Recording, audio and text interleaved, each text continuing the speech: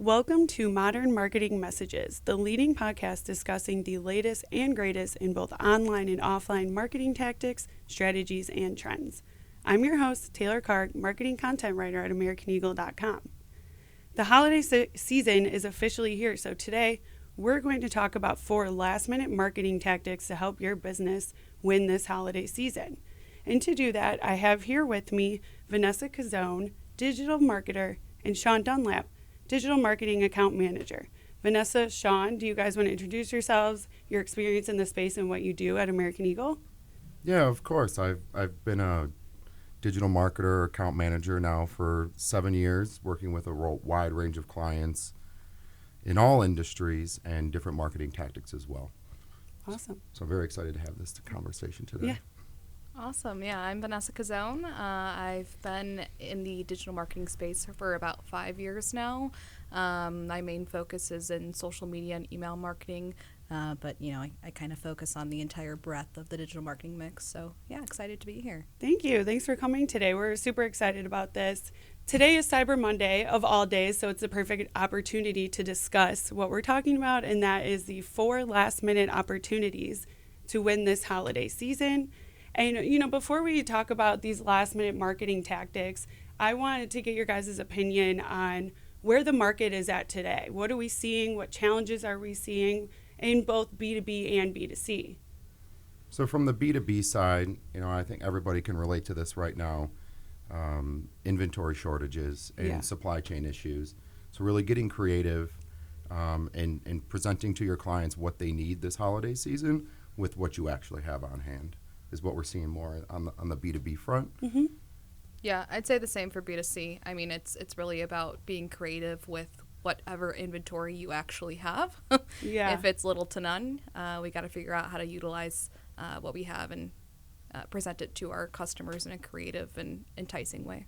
And I think supply chain issues are probably the biggest thing that's happening in both industries right now.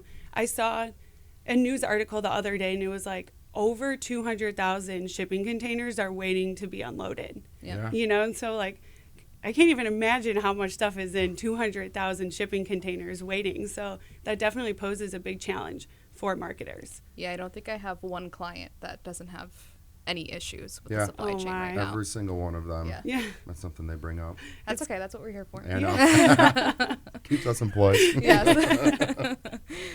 So moving on, now that we know some of the challenges, let's talk about the opportunities. And the first one I wanted to talk to you guys about was social media. We know, social media is probably one of the most obvious opportunities because we all, are so embedded in social media every day. But what are the non-obvious ways that marketers can reach their customers, consumers, all that stuff via social media this holiday season? I think it's really all about making sure that the content that we're publishing is engagement driven, because we want to cater to our customers. We want to cater to whoever it is that we're reaching out to. So a lot of the content calendars that I've been creating are really engagement driven and also lifestyle focused, not so much product driven, just because we have those times, Black Friday and Cyber Monday, to hit our customers with all of those sales, but we want to make sure that we reel them in and entice them in a more relatable way. Yeah. So grab them first and then steal them away with the promotion. But yeah, making sure that both the in-feed and the story posts are engagement driven so we know exactly what they want so that when the time comes, we can give it to them. Yeah, awesome. How about you, Shawn? What are you seeing? So to kind of couple off of Vanessa's approach is it's always good practice to go and look at what your competitors are doing as well. Yeah. Mm-hmm. And tailoring your message to what they may not be doing and creating that engaging content for that social post and then bring them back to the website with even more creative content to hold them on the site. And building the brand awareness and ultimately growing your footprint. So when you guys say creating engaging content, what can you give me an example of what that looks like? Or like an example post of what you're creating? Yeah, I mean, I think the more obvious one is, giveaway posts, which I feel can be a little bit redundant during the holiday season. But I like to mix both engagement and lifestyle. So we're asking them we're getting the audience to respond to whatever we're asking them or telling them. So for, I'm just thinking Thanksgiving just passed. What's your favorite Thanksgiving meal? Tell us in the comments what you're most thankful for this year, things like that. So just getting them to respond in any way we can so that we're building that sense of community and they can come back to us for whatever it is that they're looking for. I love that. I love the what's your favorite Thanksgiving food kind of thing. Yeah, I'm still in that mindset. Yeah. And what's your least favorite Thanksgiving food? Remove one from the list. Yeah. Oh, yeah, that's a good one. Yeah.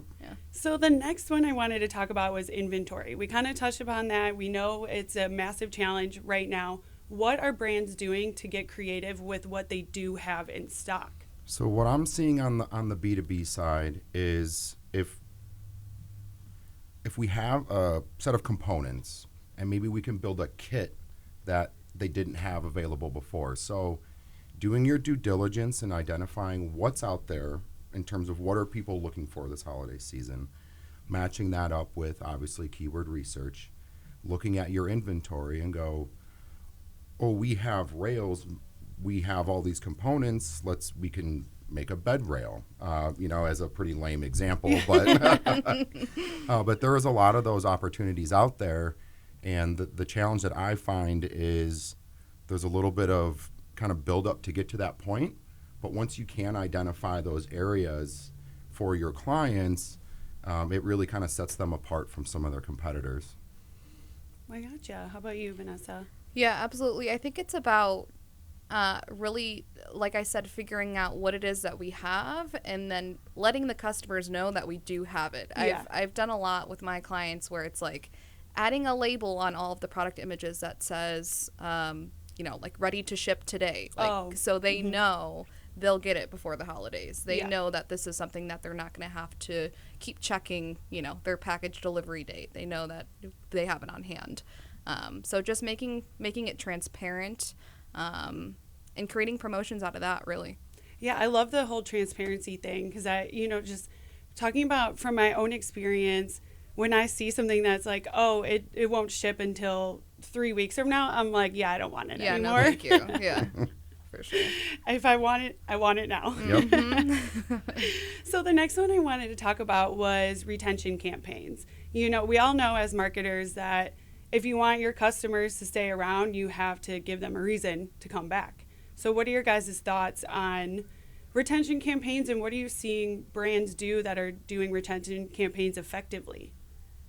So from the way we see it kind of on our end is with the B2B side is there's a lot of nurturing campaigns come out. So if you have ordered, for example, 10,000 wood screws as another lovely example. Shawn has really cool. I love my clients. You have a client that ordered 10,000 wood screws, okay? And we know through tracking their data when they come back to repurchase those, we can hit them with an email campaign or an SMS message, a social post to remind them to, hey, do you need those wood screws again? Come on back. Here's a promo code. Thank you for being a loyal customer.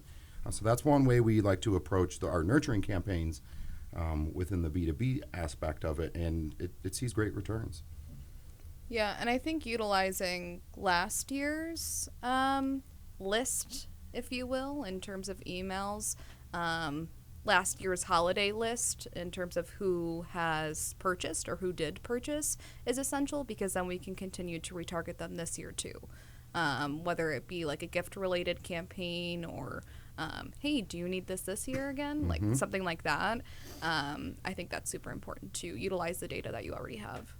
Yeah, that kind of sounds like, does loyalty programs kind of fit into this too? For sure. Yeah, absolutely. Yeah, you want to make sure that you're gifting those loyal customers on special holidays and things like that. So, for sure. Awesome. So the fourth last minute tactic that I wanted to talk about was SMS strategy, or short message service texting. We all are glued to our phones all the time. So I feel like as marketers, we know that SMS strategy is probably something that we would want to be doing. Mm-hmm. Yeah, I mean, if you're putting out a social campaign or an email campaign, you don't know whether or not that's going to hit the customer. You know if you're sending an SMS message that they're at least going to look at it. Yeah, totally.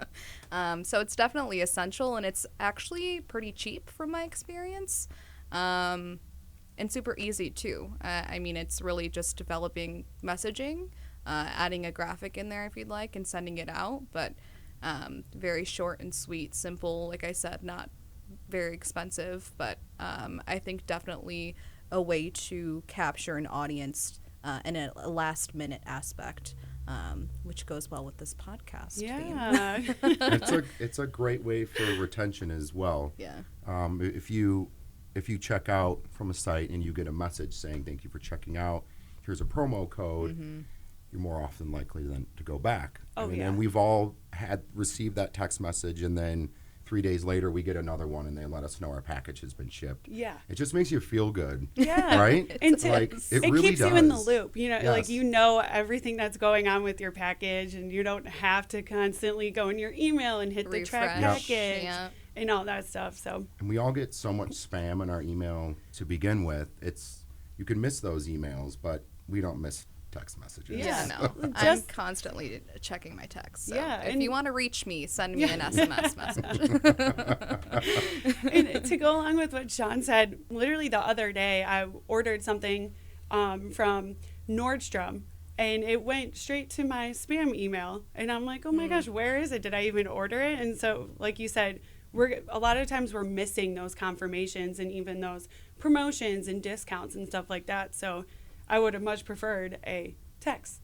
Yeah, I mean, in general, that's something that all brands should think about, but obviously, especially during the holiday season when sales are hopefully rising. Yeah.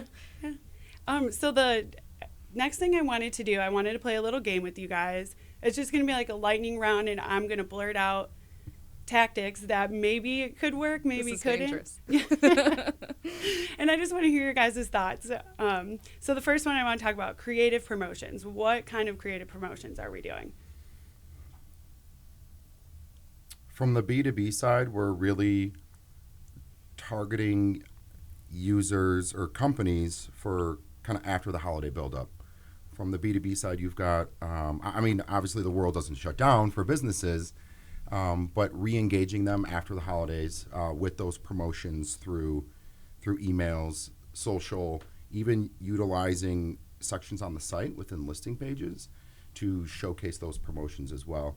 And you could really take a dive further into that and start segmenting out your users and what messaging do you want to show or what promos do you want to show to those users on certain sections of the site. So that's something that we'll really be gearing up here for shortly. I have a client that specifically sells wine racks, and we're doing a 25 days of wine racks promotion for them. Oh my gosh, I love that. Yes, and we're utilizing kind of that same aspect that I mentioned earlier of taking the products that they know they're going to have on hand and using those for each day. So at the end of the week, it'll be a recap of the 7 products of the week.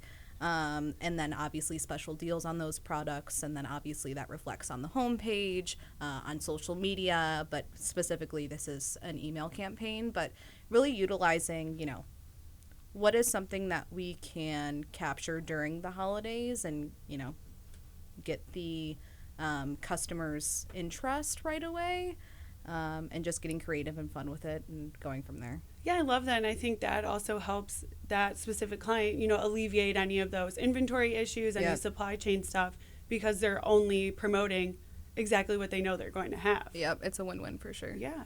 So the next one kind of goes by, I think what you were talking about earlier was targeting by geolocation. So it's specifically targeting certain customers. So you kind of touched upon that in your previous answer. So this is one of my favorite tactics in all marketing.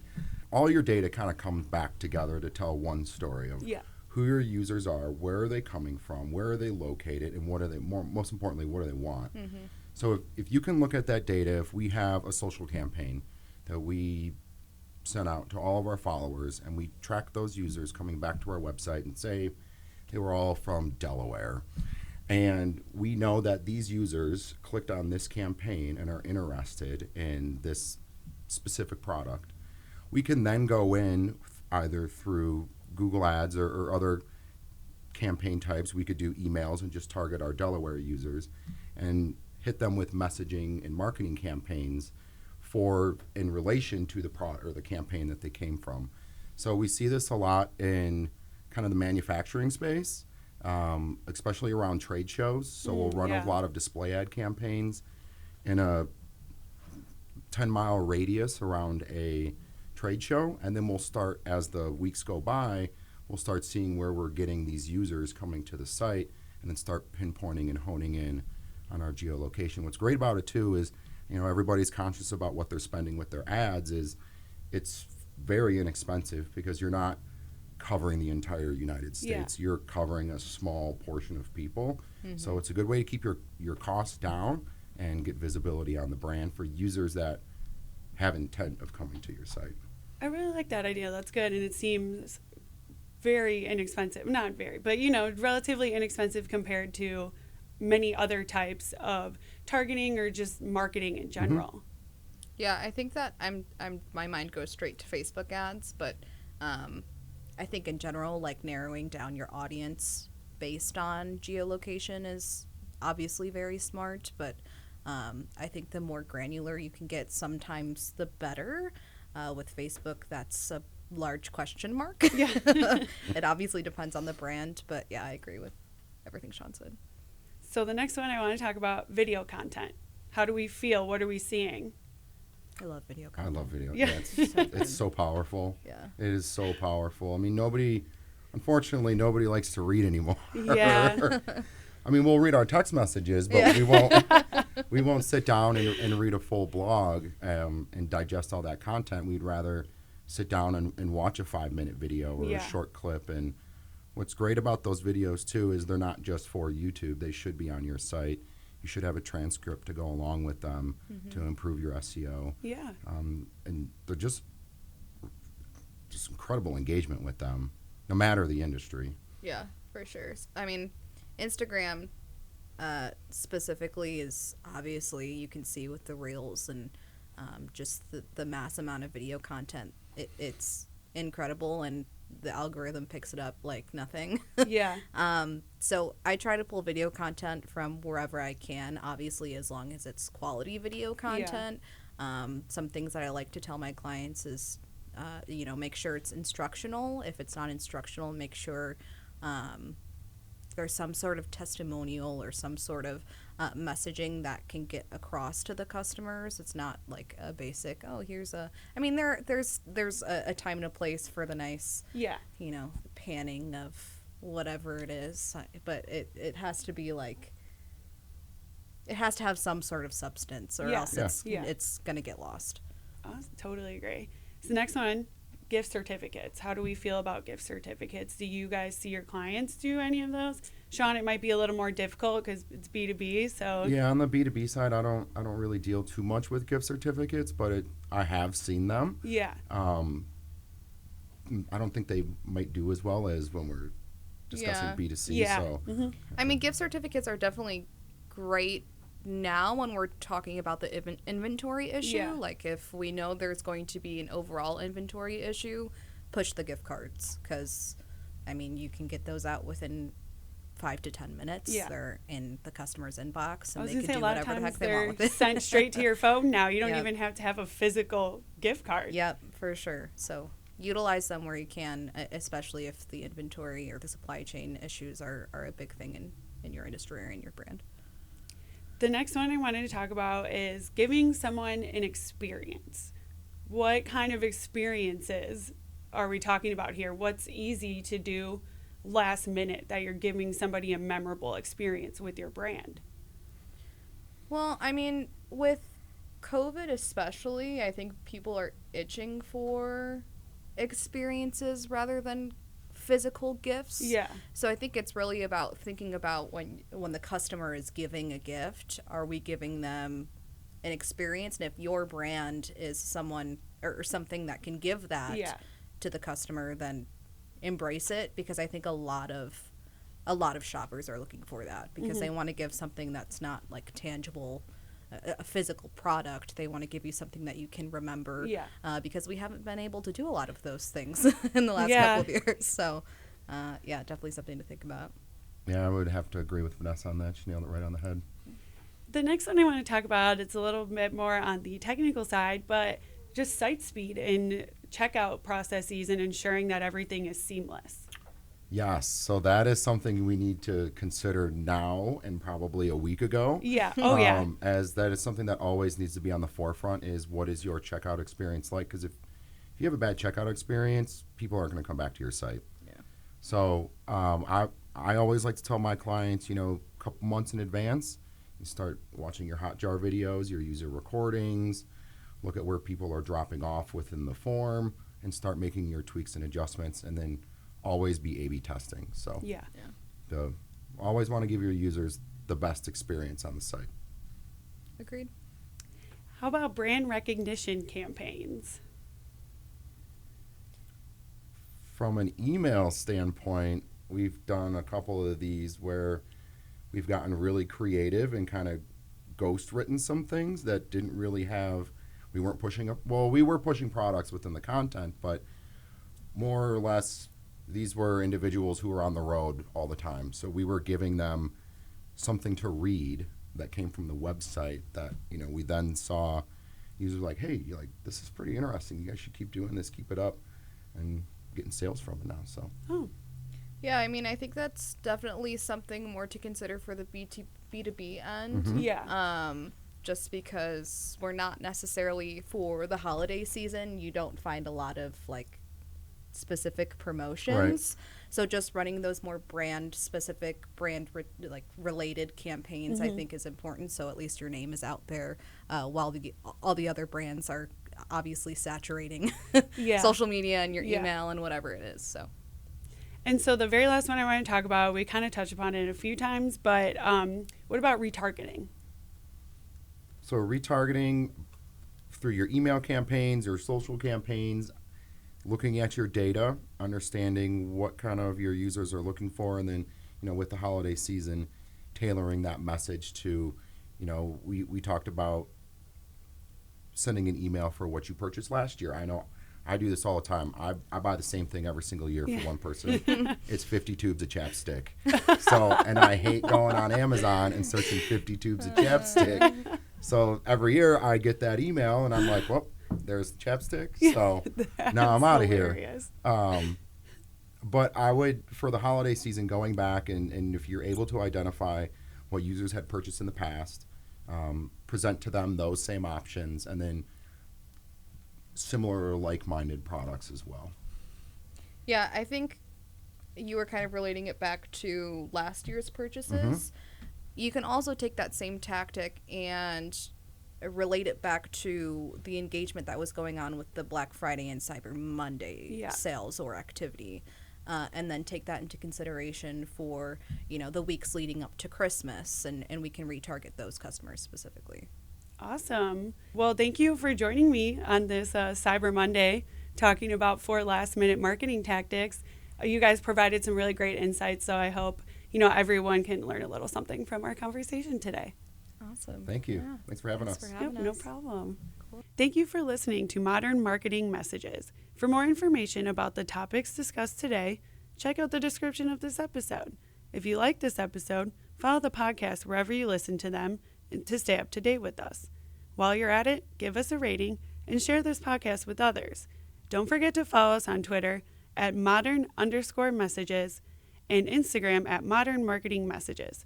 This episode is brought to you by AmericanEagle.com Studios. I'm Taylor Karg, and I'll be back with another Modern Marketing Message.